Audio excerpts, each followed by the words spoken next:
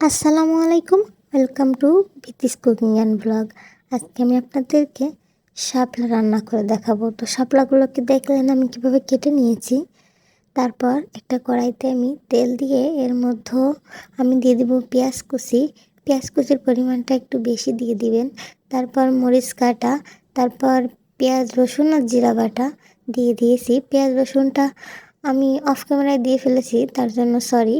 তারপর আমি এর মধ্যে দিয়ে দিয়েছি হলুদ গুঁড়া আর লবণ পরিমাণ মতো, এগুলো দিয়ে বেশ ভালোভাবে একটু নেড়ে চেড়ে নিব।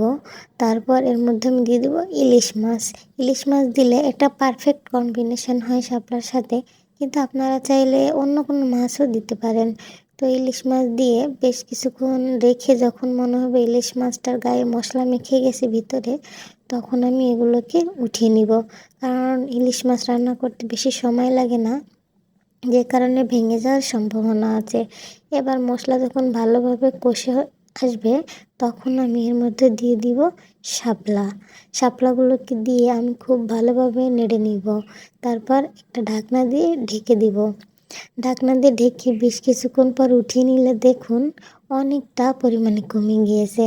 শাকের থেকেও বলা যায় বেশি কমে যায় এই শাপলা রান্না করলে। তারপর আমি খুব ভালোভাবে কষিয়ে এর মধ্যে আমি ইলিশ মাছগুলোকে দিয়ে দিব।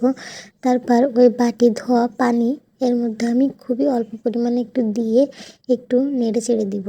তারপর সামান্য কিছুক্ষণের জন্য ঢাকনা উঠিয়ে আর একটু নেড়ে নিয়ে ঝোলটা একদমই কমে আসলে রেডি হয়ে যাবে আমার এই মজাদার ইলিশ মাছ দিয়ে শাপলা রান্না। আপনারা অবশ্যই বাড়িতে একবার ট্রাই করে আমাকে কমেন্টস করে জানাবেন কেমন হয়েছে। লাইক, কমেন্ট, শেয়ার করে দিবেন। আল্লাহ হাফেজ।